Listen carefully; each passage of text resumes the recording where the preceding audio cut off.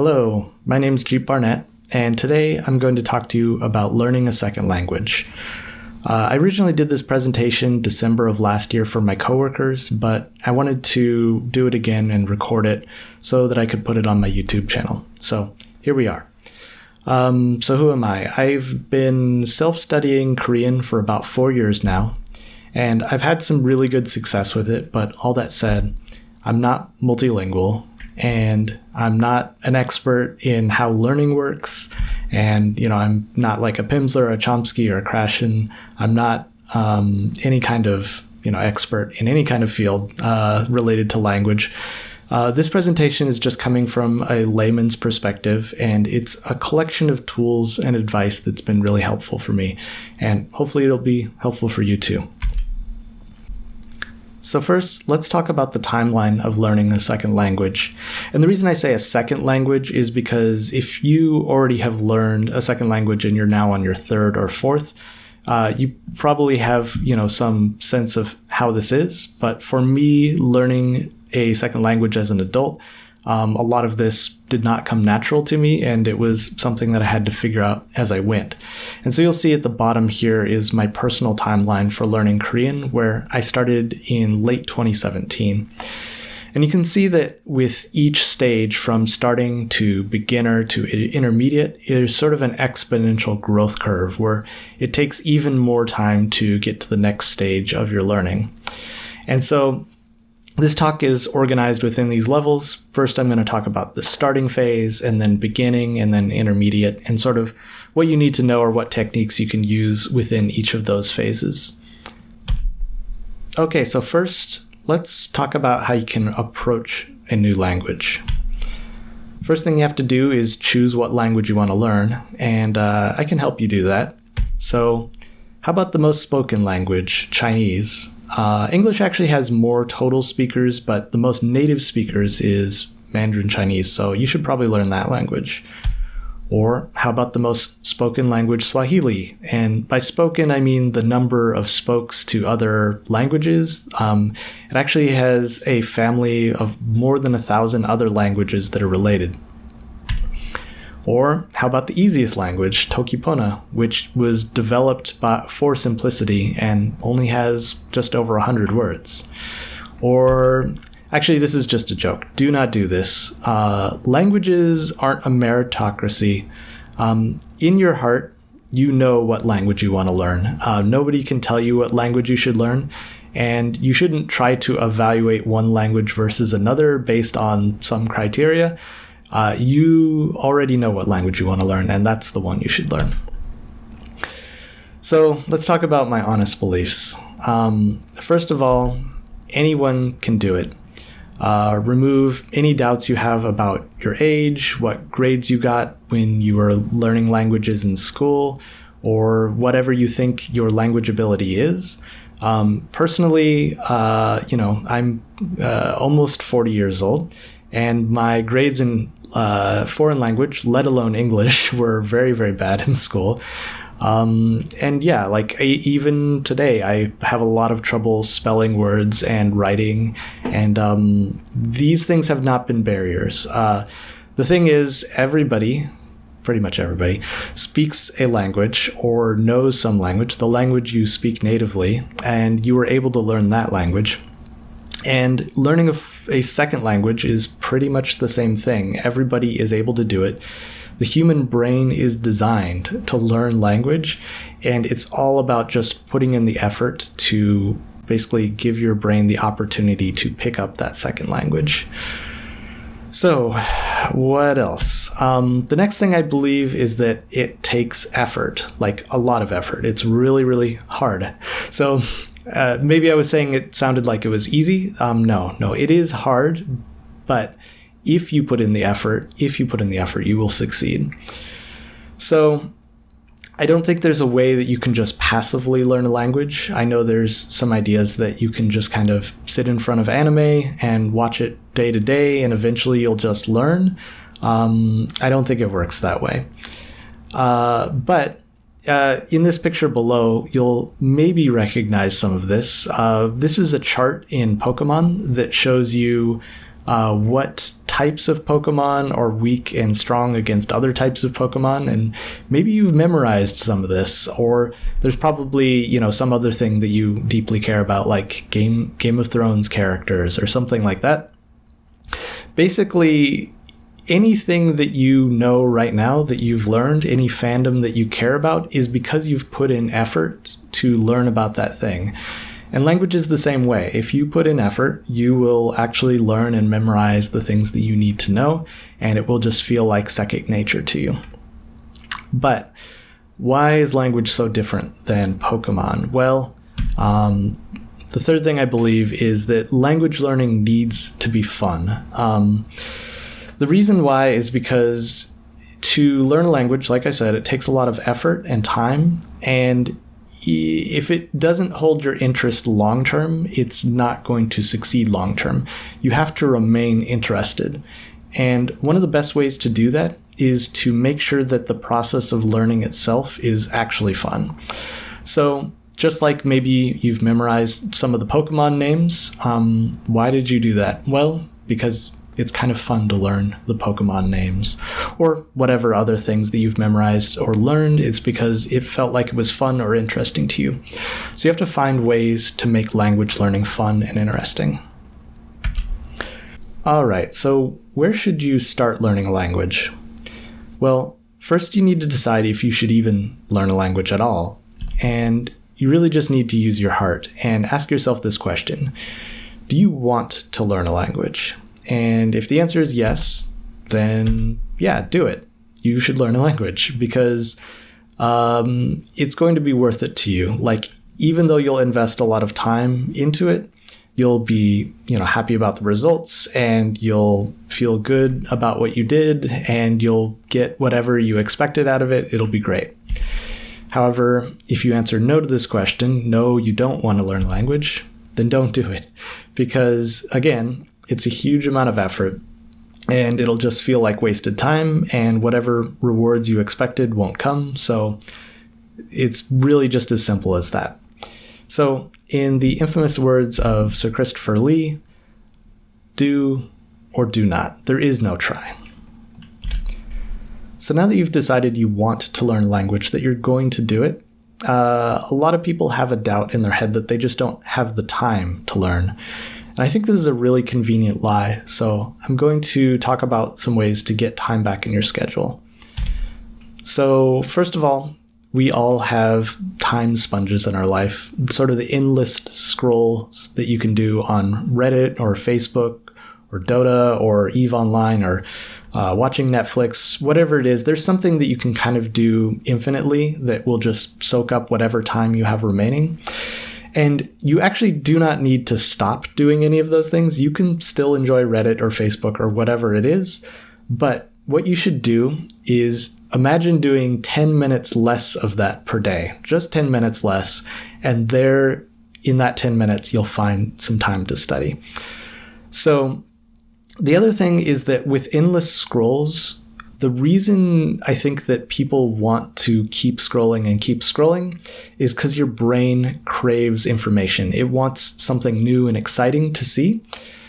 And when you satiate that part of your brain by just continuing to scroll on Reddit, you're sort of not leaving any room to learn something new in the language that you want to learn.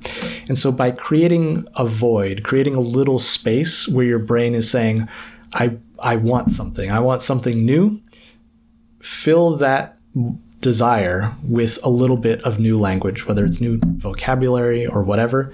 But basically, your brain will want to latch onto something new. It gives you a chance to learn.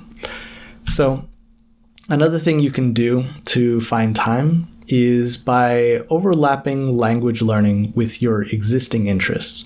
So whether it's like games or cooking or music, there's some other hobby that you enjoy that you can actually combine with language learning. So for example, I do play a lot of games, and this is a game, like it's a horror game that I was playing that originally was made in Korean.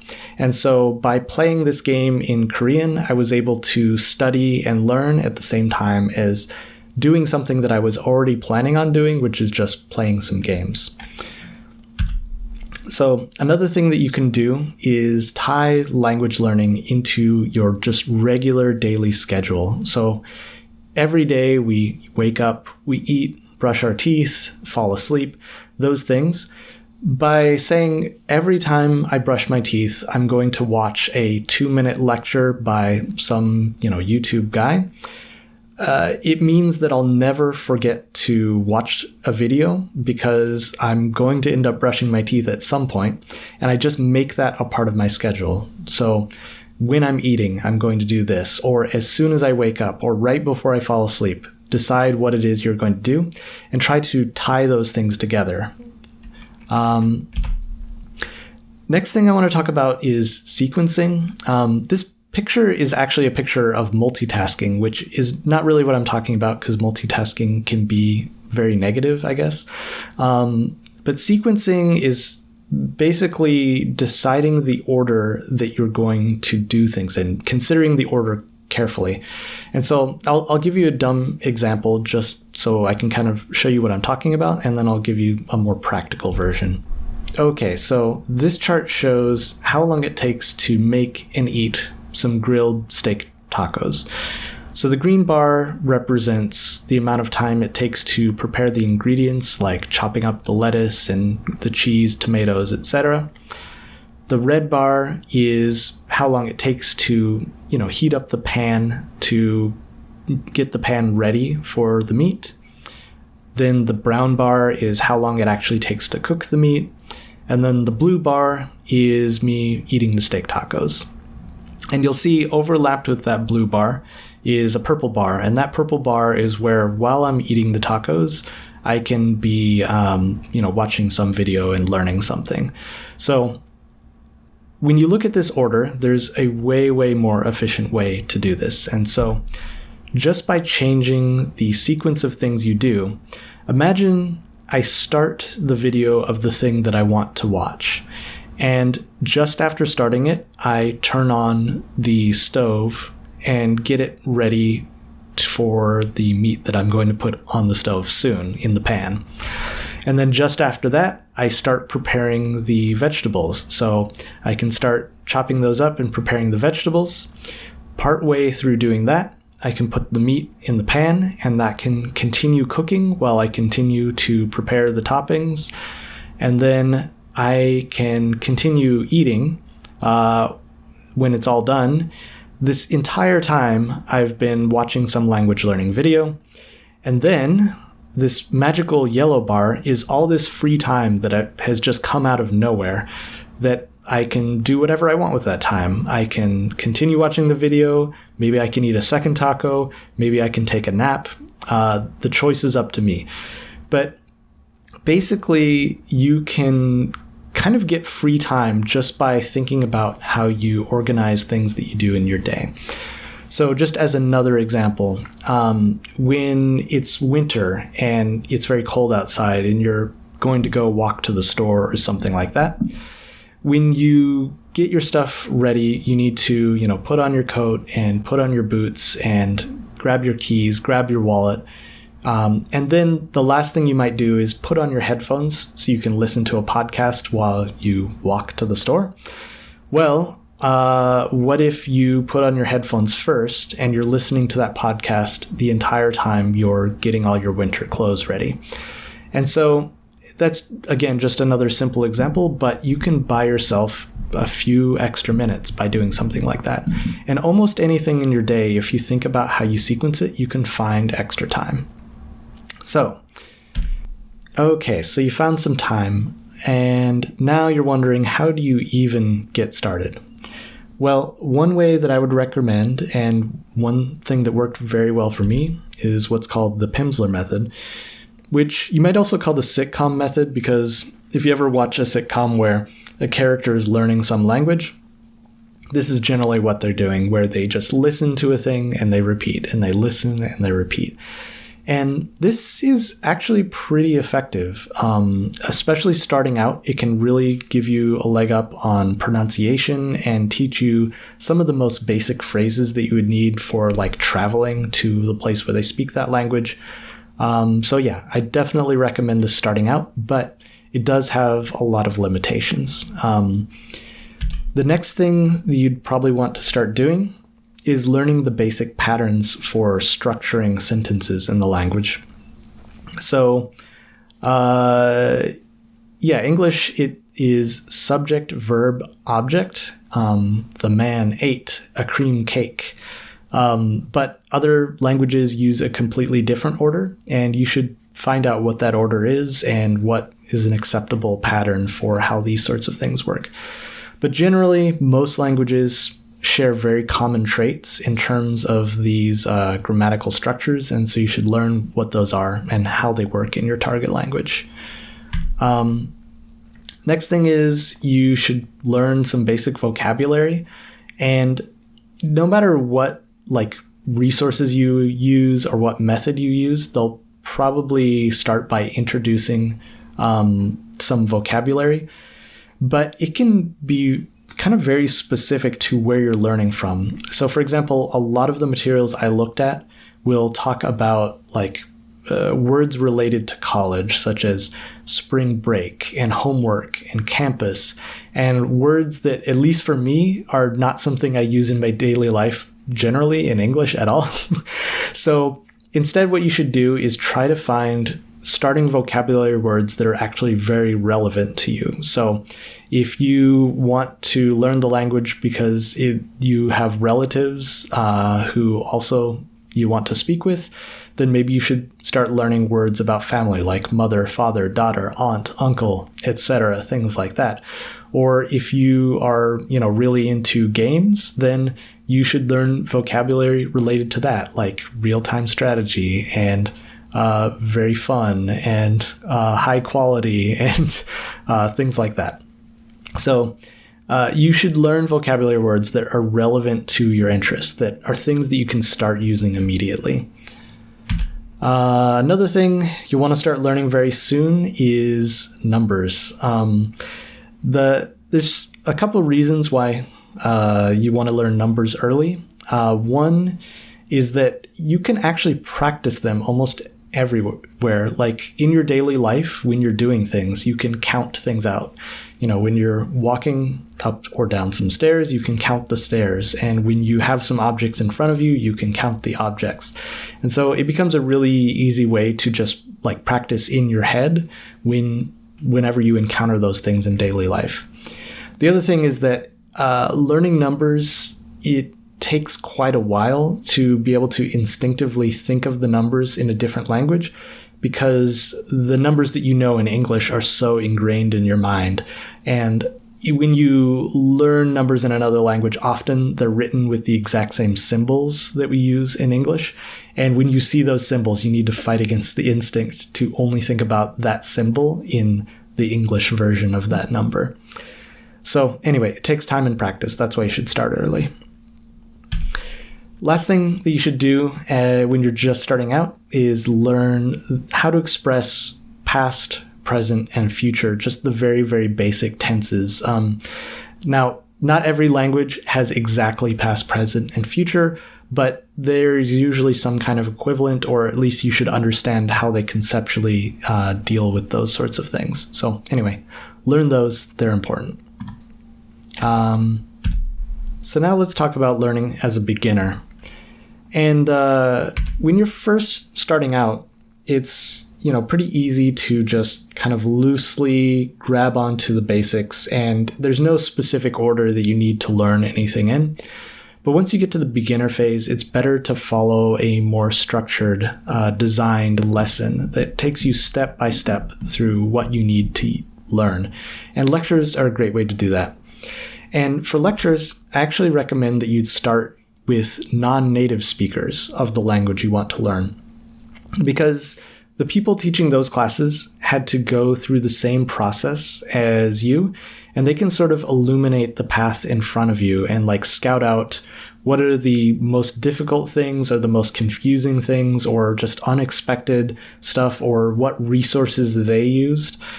This can be a really great way to figure out what your path forward is.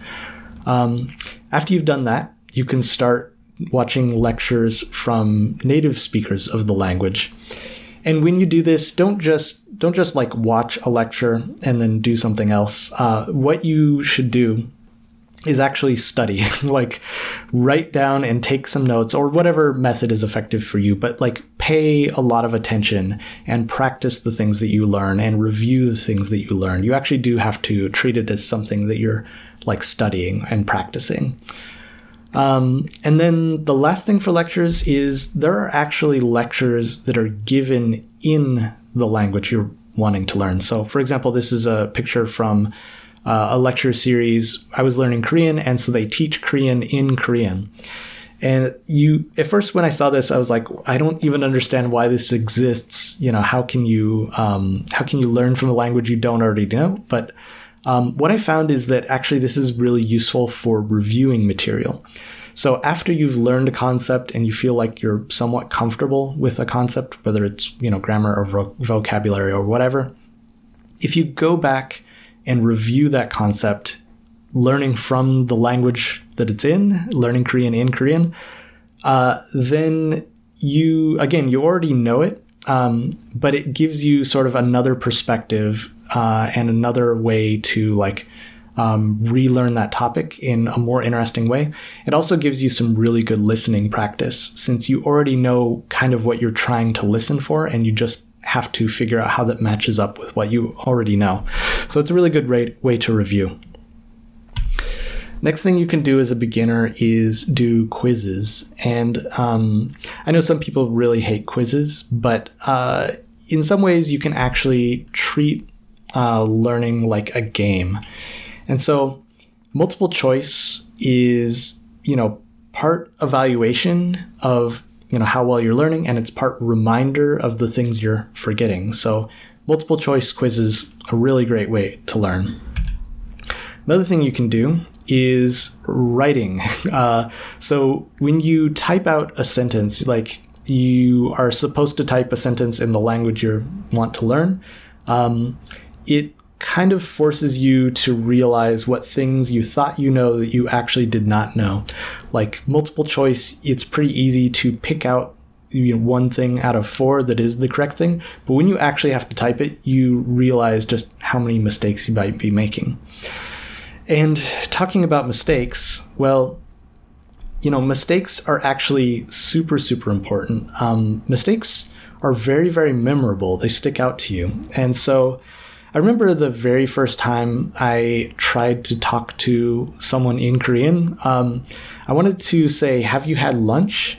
And instead I said, "I ate you, teacher." And upon realizing this mistake, I was very embarrassed. But that embarrassing mistake sticks in my head, and I always remember how to properly ask, "Have you had lunch?" Because I just remember that moment so well. And so making mistakes, don't be afraid of it, embrace it, because it is one of the best ways to learn. Whenever you make a mistake, you will learn something from that mistake, and it will be very memorable. So let's see. There's lots of free software out there. There's, Duolingo and Lingodeer. If you're learning an Asian language, I recommend Lingodeer. There's people have a very kind of love-hate relationship with this software. I recommend using it, but you don't need to treat the owl as your god. You can miss a day. It's not the end of the world. You can move on with your life. Don't get too sucked into having to follow the streaks or having to do the thing every single day at the exact same time or whatever. So just be kind to yourself, basically. But these pieces of software are very, very useful, and they help a lot with structure and the quizzes, building those quizzes for you. Next thing I'd like to recommend as a beginner is to do language exchange. It is so, so important to get continuous feedback. Like as you're talking or as you're typing, you can immediately find out what mistakes you've made and get corrections. And a lot of people talk about you should learn like a child learns, and this is basically it. Because when a child speaks and they say, something that isn't quite grammatically correct, and their mother or their father corrects them, or their teacher corrects them and says, no, you have to use a plural here, or you have to use past tense here. It's not bide, it's bought. So buy and bought, not bide. So things like that. When you're speaking and someone corrects you immediately, it sticks so much better to get that immediate continuous feedback. So I think you can start doing language exchange as soon as you can say these three things. This is what I did last week. This is what I did today. And this is what will do next week. So as soon as you know just the past, the present, and the future tense and can form a sentence in those three forms, I think you're totally ready to start doing language exchange, at least texting language exchange.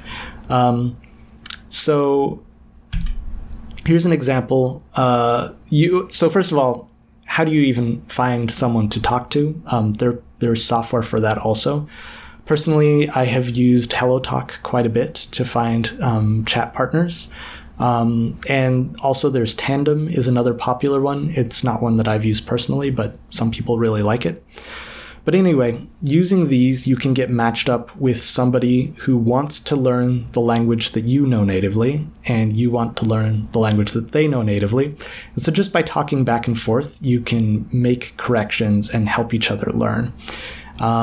So this picture over here, this is a Korean friend that I was talking to in a text chat. This was maybe a couple years ago, actually. But it says we were talking about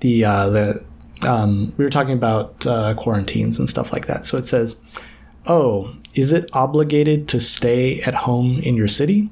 And you can see I made a correction and changed obligated to obligatory. And so basically here I was just saying that no, it's just recommended, but I've been kind of a hermit for like the last month, just staying at home and nothing else. And you'll see that below she made some corrections to what I said and, fixed it. So yeah, it's really, really good to get feedback like this and then try and understand why they made those changes. Another thing about language exchange is when you do speaking. And there's kind of maybe two major ways to do this. One would be taking turns, where if you decide to talk for an hour, for the first 30 minutes, you can both talk in English. And then for the last 30 minutes, you can both talk in your target language. And this method is pretty good, but it does tend to put a lot of focus on one person at a time. And it also can be kind of exhausting to not only try to speak in a new language, but also listen to what the other person is saying in a new language. And so instead, there's another method that I really like. I don't know if it has an official name, but I call it interlace, where I speak in my target language and they speak in their target language. So I would be speaking Korean, they would be speaking English back to me. And we just have a normal conversation, basically, talking in the language, that you're trying to learn. And it may sound like this would be like kind of confusing at first, but it actually is really, really good because even if they're not speaking English perfectly, you can guess what they're trying to say and you can help them with that. And, just the opposite. They can easily, because they're native speakers, guess what you're trying to say and they can help you through that process. And because, it's not focused on just one person at a time, it really helps the whole conversation feel just more natural and less stressful for either person participating in it. So then the last thing I just want to say about language exchange is that you may have this like dream in your head that you could just completely learn a language on your own, completely in isolation, and then one day, go to a restaurant and be the cool guy who orders in, the language that the menu is in. And that you'll say everything perfectly and everybody will clap. And the thing is that it's just not possible. I don't think it's possible to learn a language on your own without interacting with lots and lots and lots of people. And so when you do language exchange, it's just a way to get past that nervous first step of like just the really sweaty palms feeling of when you're talking to someone in a language that is your second language for the first time, and the second time, and the third time, and the 20th time. Eventually it will feel comfortable and it will feel natural, but you need to start doing that through the process of learning. It's not something that happens at the end of the learning. It's as a process of learning. So next thing I want to talk about is SRS, or Spaced Repetition System. This is something that I actually did a whole other video about, and it's linked in the description, and I'll pop up a link so you can click it and go there if you want to learn more about SRS. But I'm just going to briefly cover SRS and what it is and why I think it's amazing. So Spaced Repetition System, basically it's kind of like a brain hack where the idea is that the moment that you're going to forget something that you've learned, if you review and reinforce that thing that you were just about to forget, then you'll remember it for even longer. And then by the time you're about to forget it again, if you reinforce it again, it will remain in your brain for even longer. So what you're seeing here with this, first of all, this Memrise, this is a piece of software that automatically handles spaced repetition system. There's other ones out there like Anki that are other people like a lot. You can kind of use whatever feels effective for you. But basically this picture here is showing that if you learn a few new words on some day, and when you review those words, whichever ones you get correct, you'll see those, those will come back to you for review 3 days later. And if you get them correct again when you reviewed, then you'll see them a week later, and then a month later, and then 6 months later. However, any of the words that when you were reviewing you got wrong, basically they're just flashcards. If you saw a flashcard and you got it wrong, it goes back into the 1 day bucket where you're going to see it again frequently. And the result of this is that words that are very easy to remember or things that just stick with you, you'll see less and less and less and less because you've proved that you remember what they are. And things that are very hard to remember that don't stick, you'll keep seeing again and again and again until eventually they do stick. So I find this is just a really, really effective method for remembering vocabulary words. And so for vocabulary, there's some kind of metric out there that says that it's really hard to have like any kind of basic conversation until you have 1,500 or even 2,000 words in your vocabulary. And so you're not going to be able to learn 2,000 words in a week or even a month. A year, maybe it's possible, but it's a very long-term thing where you have to pick up those words a little bit at a time. And the more you spread out when you learn those new words, the easier it will be. And so what I recommend is that you just learn 5 new words every day. 5 new words you add into that pool of words that you're reviewing. And the next day you add 5 more words. The next day you add 5 more words.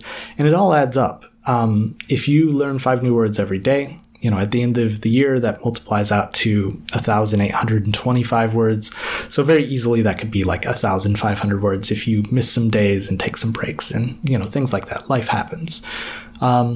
And yeah, it's much better to spread it out than cram. If you try to learn, 25 words a week, but you only learn them on Monday, you're going to forget a lot more of those words than if you spread it out. And then last thing is, just remember that forgetting is actually pretty necessary. Like the human brain is also designed to forget things, because if you remembered absolutely everything that ever happened, like how would you find the things that are important or that are, necessary in your life inside your brain? So the brain is designed to forget things so that only the things that are most important stick around. And the way that you get things to stick around is by reviewing and repetition. Those things will stick to you. But yeah, forgetting is kind of a necessary part of this process. So if you look at this picture here, these are just some words that I was learning at the time when I made this presentation. And so you can see there's not just words, but kind of phrases here that I'm learning at this point, like go inside, clothes soaked with rain, regular customer, regular store, mood killer, things like that. And you'll also see on the right, it's kind of showing when that word in the list is going to show up again. So like arrived in the middle, came part way is, queued up to happen very, very soon. And then the 3 at the bottom are in a day. I'll review those. Soaked with rain, it will show up in 2 days.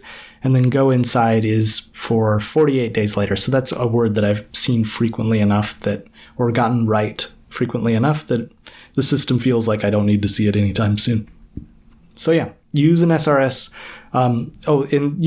With this software, you can build custom lists so that the words that you're reviewing, that you're learning, are very relevant to you. They're just the things you actually care about. And I definitely recommend using a custom created list over pre-created or user-generated lists.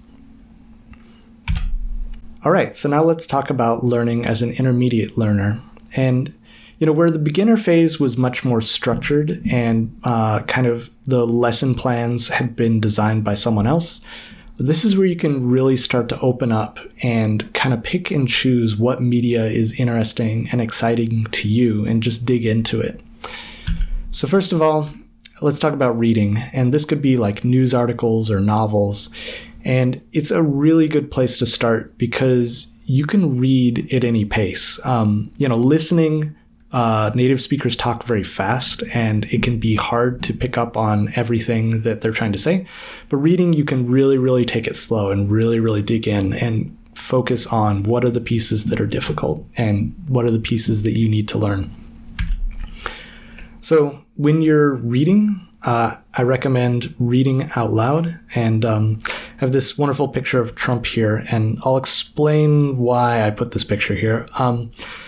So I don't know, it was a few years ago, I was having a conversation with somebody and I said something that sounded really, really dumb at first. And then I realized it was actually kind of not so dumb, which is I said, Trump talks with his face. And the person I was talking to said, of course he talks with his face. Everybody talks with their face.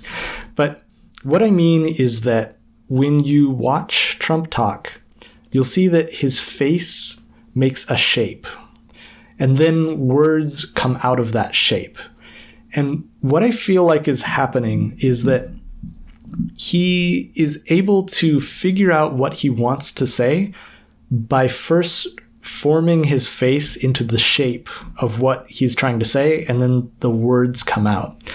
And I think that reading out loud has sort of the same benefit in that when you read out loud, you're activating the muscles in your face, your tongue and your jaw and your lips and, even your cheeks, and all of those things come together, even your lungs, because you have to breathe, of course, to speak. All of those things come together and form a muscle memory that sort of correlates the symbols that you're looking at on the page that you're reading, the sounds that you're making, the concepts and words.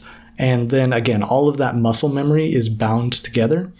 So the next time when you're trying to remember how to say something or what you're trying to say, it's in that muscle memory. You can speak with your face. You can talk with your face. Just by moving your face into a position, it can help you remember kind of what you're trying to say or how you should be saying that thing. So the other thing I recommend is when you're reading, especially for novels or very long form things, that you, as you're reading, don't worry about looking up the words that you don't know. Just underline all the words that you don't know while you're reading and try to use the context of the sentence to guess what that word might mean, but you don't need to focus on unknown words too much. Just keep moving on. And as long as there's maybe, 5 to 10, maybe even 15 unknown words per page, you're probably okay.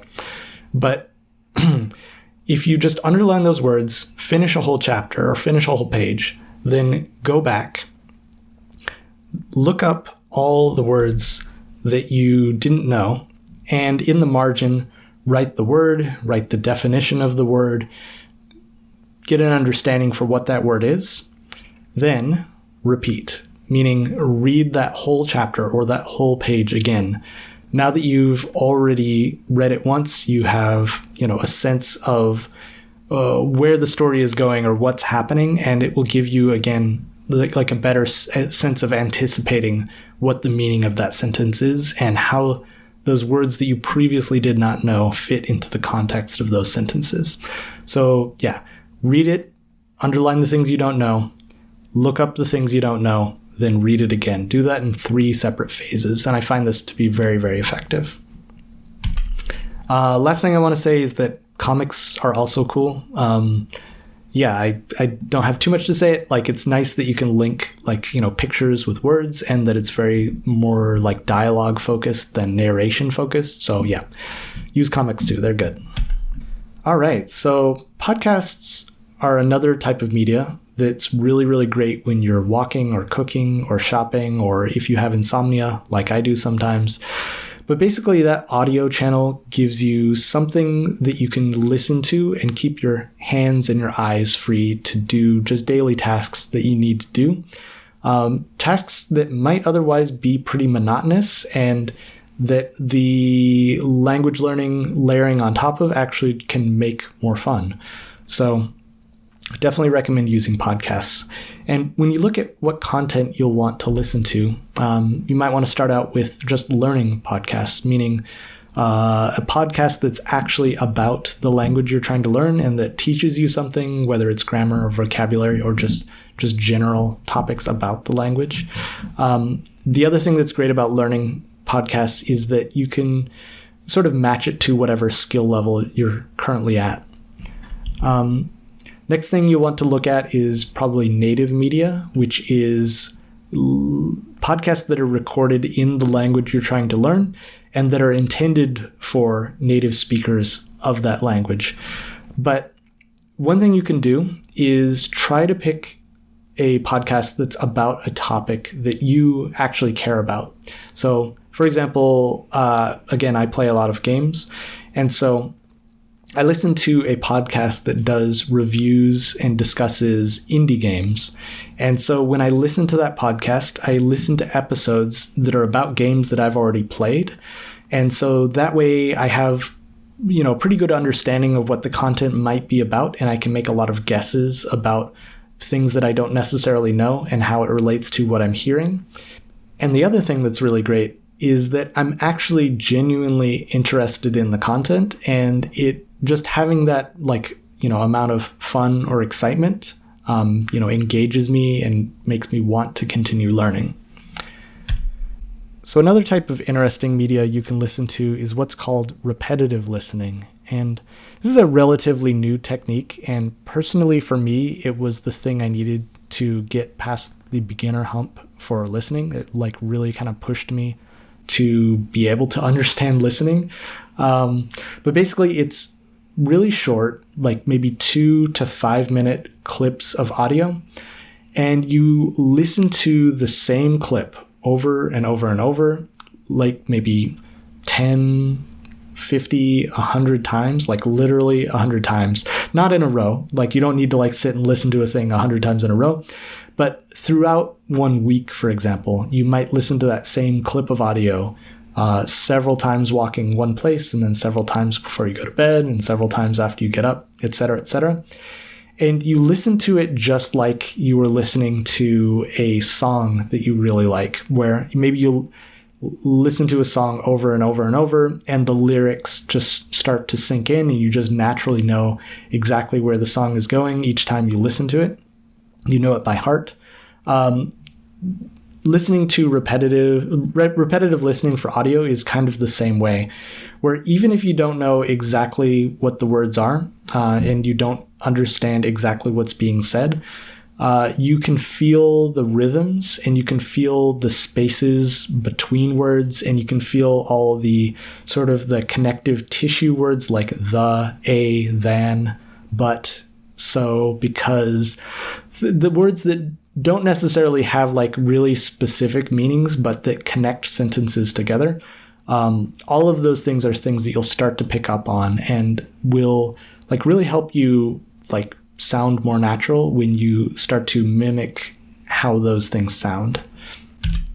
And then, speaking of mimicking, I think there's, at least in America, I don't know about other countries, but in America, there's like a very, very strong culture against mimicry. Like it's considered to be very, very rude, very insulting to mimic people.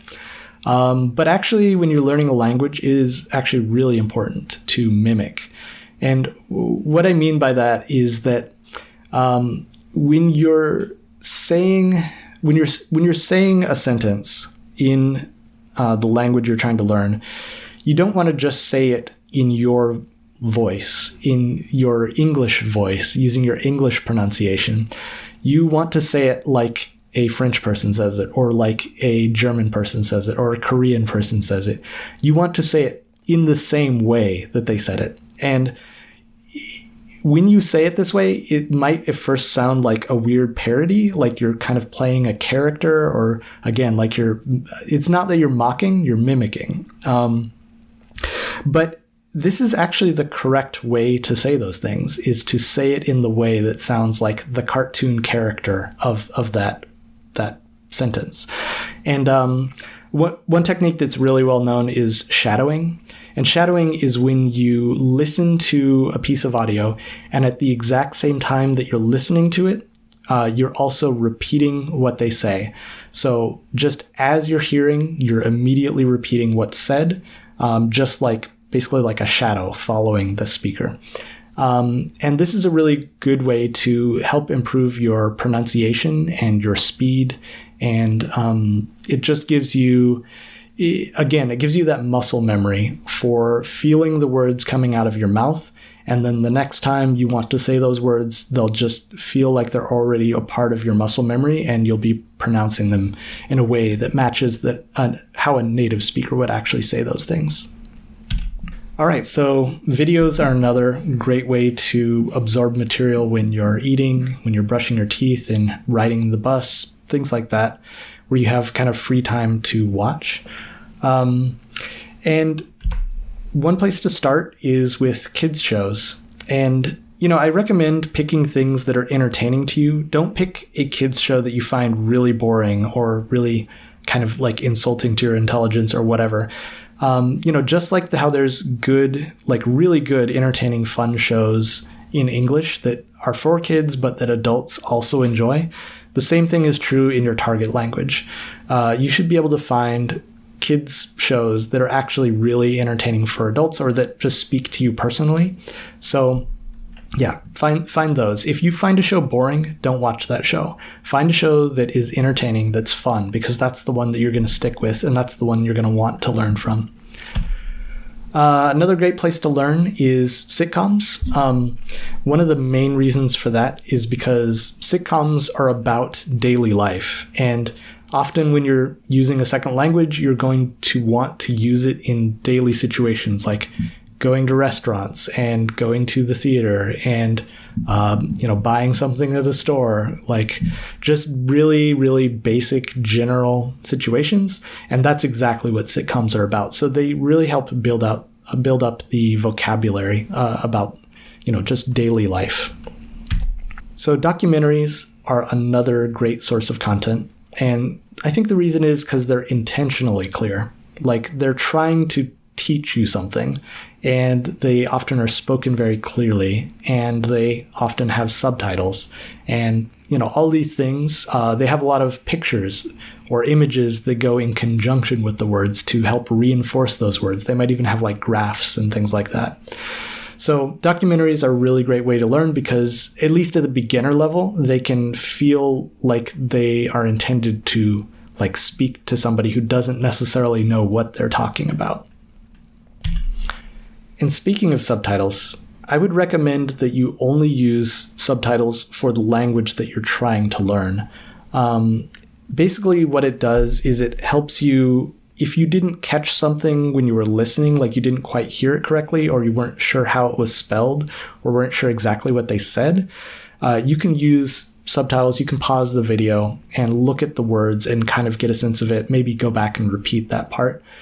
But if you use translated subtitles, it really tends to steal the focus away from what you're trying to listen to. And a lot of times, like, these translations aren't necessarily very natural. And so it kind of gets in the way of what you're trying to learn. So I would recommend using just the original subtitles for the language that you're learning. And last thing is you can trade videos with your language exchange partner. Something that I've done with some of my partners is I will send them a short 5-minute video to watch, something I think they'll find interesting in English. And then they'll send me a video in Korean, something that they think I'll find interesting.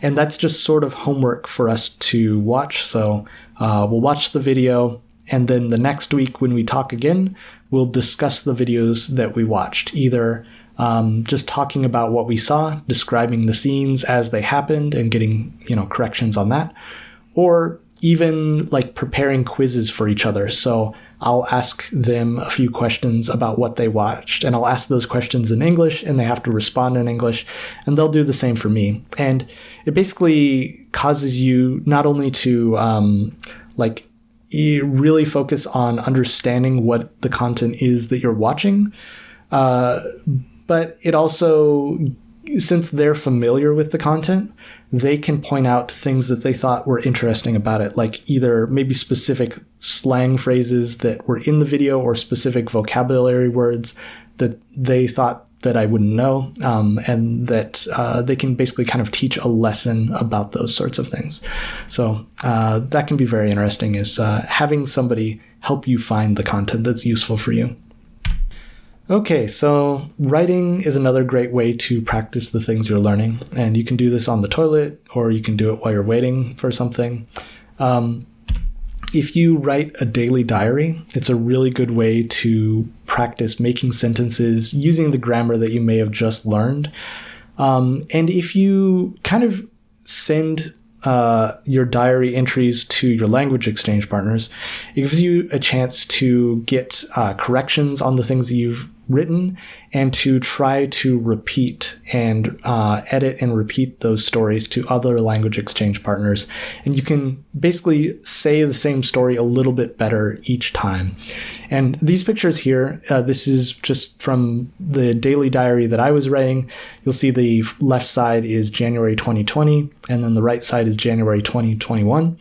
And although this might not make a lot of sense to you, and I'm sure there's tons and tons of mistakes in both of these, for me personally, it gives me a chance to look back and see kind of not just like my ability to write, in terms of grammar, but also like my actual writing style and writing speed. You can see, like, visually see the difference. And for me, it's just really rewarding to be able to see the progress that I've made over some amount of time. So then another thing you could do is make a presentation, or in this case, translate an old presentation that you may have done in the past.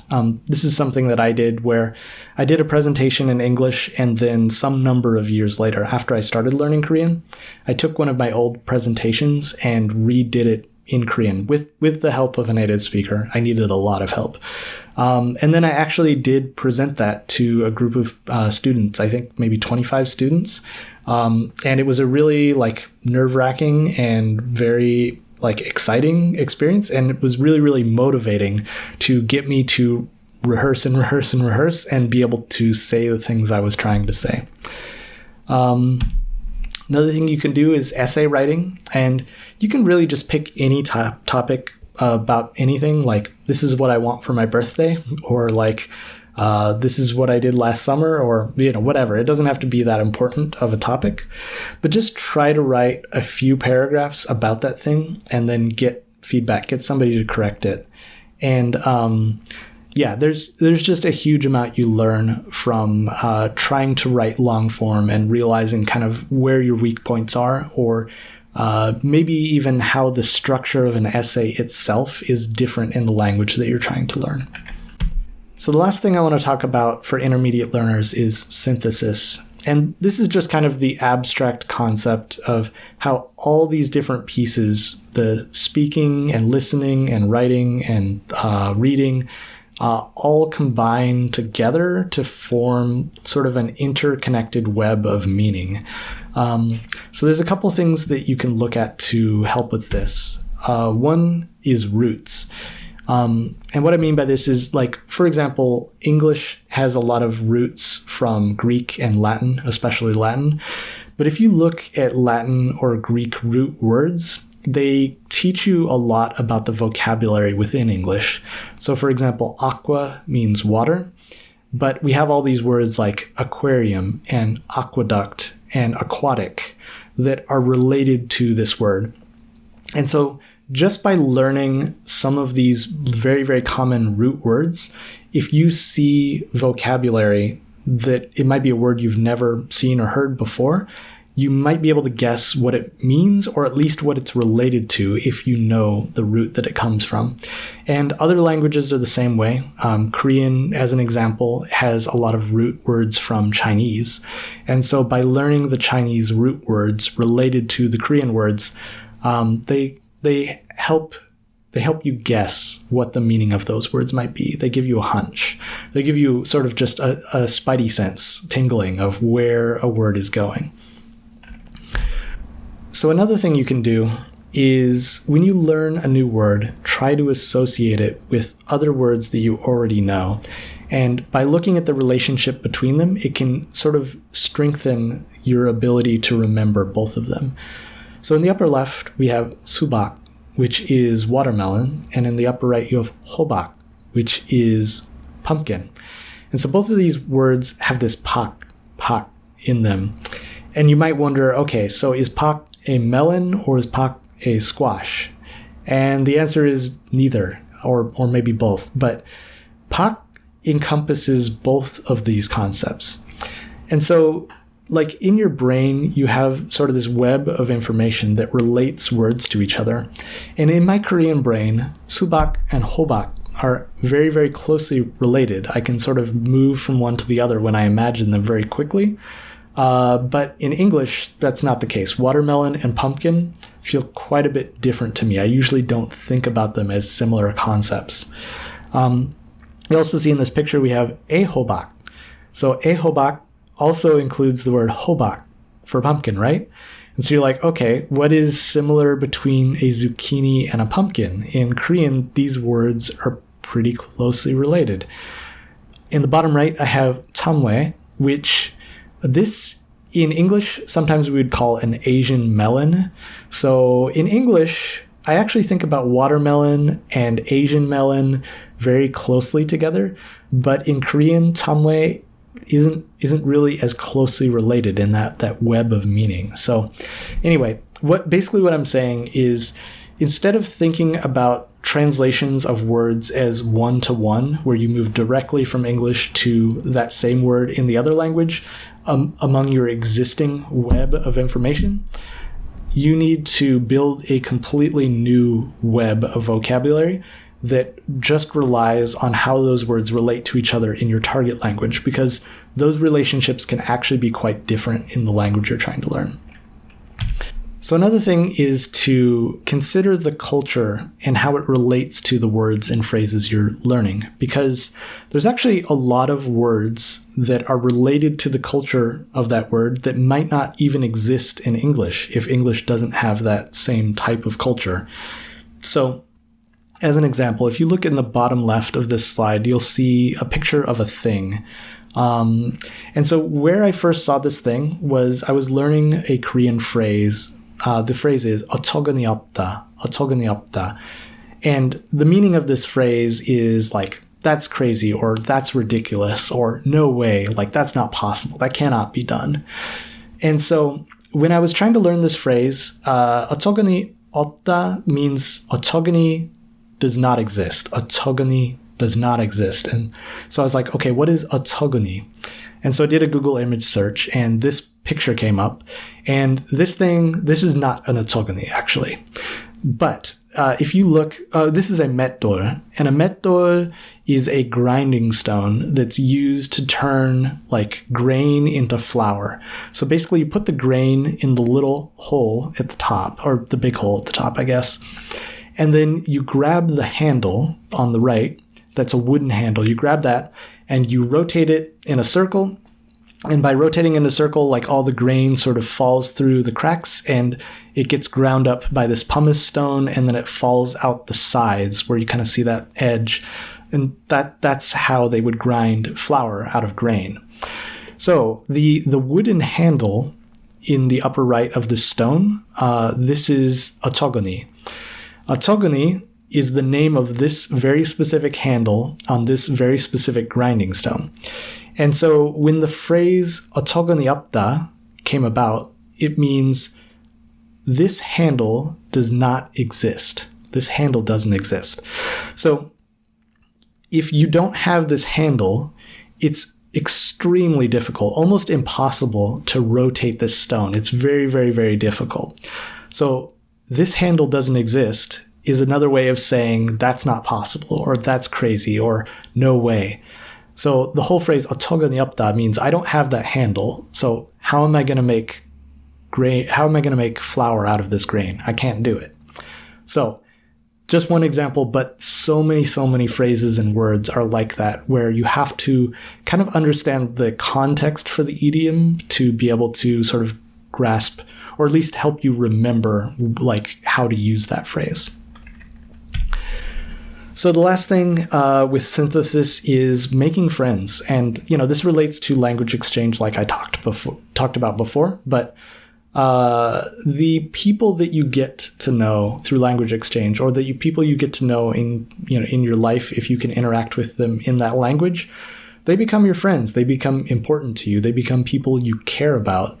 And just through that process, it makes the language like so much more like interesting and so much more useful, and something that like sticks in your head and that you're able to use. So making friends is just so critical to being able to retain and kind of combine all this information in a way that's useful and usable. So let's talk about stamina. Like I said before, each stage of learning is sort of longer than the previous stage, but there is good news. The good news is that your stamina will also increase through these phrases. So in the starting phase, you really might only be able to focus for 1 minute or 5 minutes at a time. Just learn a little bit, and then like your brain will start to hurt and you'll be like, oh God, I don't know if I can continue. And then you'll have to take a break and then come back later after you've had a rest, and then you're ready to learn again, but just a little bit at a time. But then when you get to the beginner phase, you can focus a little bit more, maybe 20 or 40 minutes at a time. It just depends on the person, depends on the day. But basically, you'll have just built up a little bit more stamina that allows you to study for longer periods. And then once you get to the intermediate phase, your stamina again has built up to the point where if you wanted to watch a 1 hour video, it's possible to do. You might even be able to push yourself like an hour and a half, like if you're having a really interesting conversation with somebody that you want to talk to. And so again, even though each phase is longer than the last, your ability to be able to pay attention and study for longer periods of time will just come naturally as you're going through this process. So then, of course, there's the advanced phase, which currently I don't consider myself advanced. I consider myself intermediate. And I think the main difference between the two is in the intermediate phase, I can feel very, very confident, and I can feel very fluent if I'm talking about topics that I know well or topics that I really care about.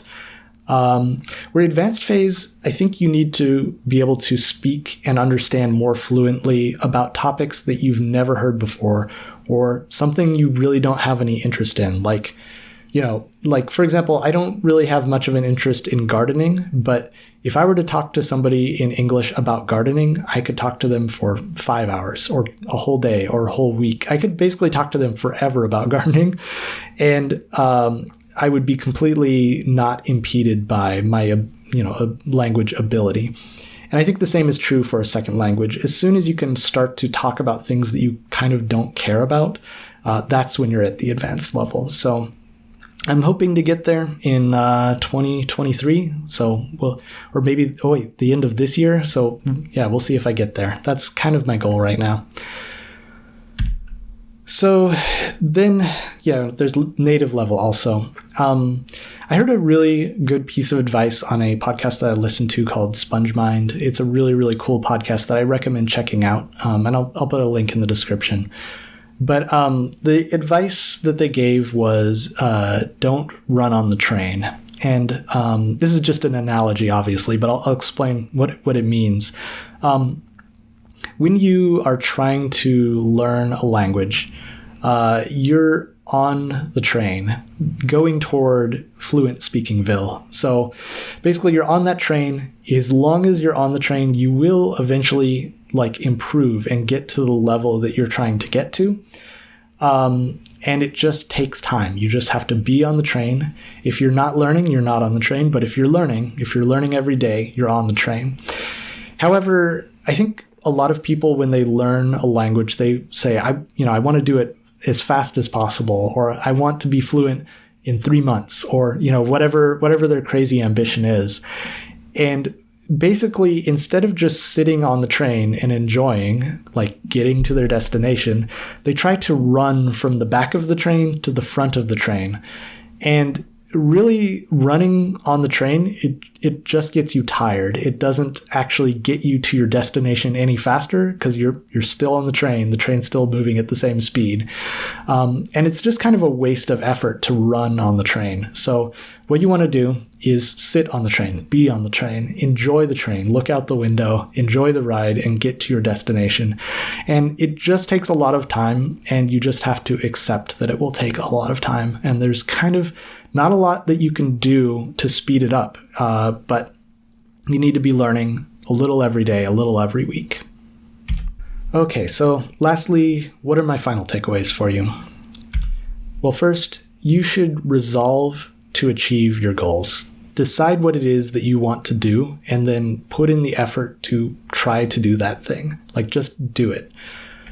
Next thing is that you should learn frequently, habitually, and in very, very small bursts. It's so hard to cram information, but if you do just a little at a time, you'll always be making a little progress toward your goal. Last thing is, learning can sometimes feel so hard, but no matter how hard it feels, success is actually guaranteed. The human brain is designed to learn language. It's a language learning machine. And the only way that you can fail is if you stop learning. If you keep going, if you keep learning, eventually you will get to the goal that you're trying to reach. So yeah, that's pretty much it. I hope this was helpful for you. I hope whatever level of language learning that you're at, that this is motivating, or that it gave you some new ideas, or that maybe just gave you a different perspective about how things look. And if you have any questions at all, feel free to put them in the comments. And I always look at the comments and answer any questions. You can ask me questions about Korean. You can ask me questions about language learning. You can ask me questions about me. Whatever you want, I'll answer it. Just let me know. I actually don't do a lot of English videos on this channel, but feel free to subscribe because I do from time to time. And like I said, I did do a completely separate video about SRS, and I went into much more detail about how I use it and why I think it's effective. So check the description. You'll see a link for that, and you can go check out that video if you want. What else? Also, one of the cool things I did recently is I made a short documentary about one of my favorite Korean singers. Her name is Lee Sora. And this documentary took me over a year of research to kind of put everything together and to read a lot of articles and to gather a lot of video and edit it all together. I think it's a really cool video if you're interested in Korean culture or even music. I think you'll find it exciting and maybe even a tiny bit shocking or cool. I don't know. But anyway, go check out that video. I don't think I need to keep plugging myself. So yeah, I hope you have a great day. And yeah, I wish you luck on your goal. And I hope you learn your second language. And yeah, thanks for listening. Bye. Bye.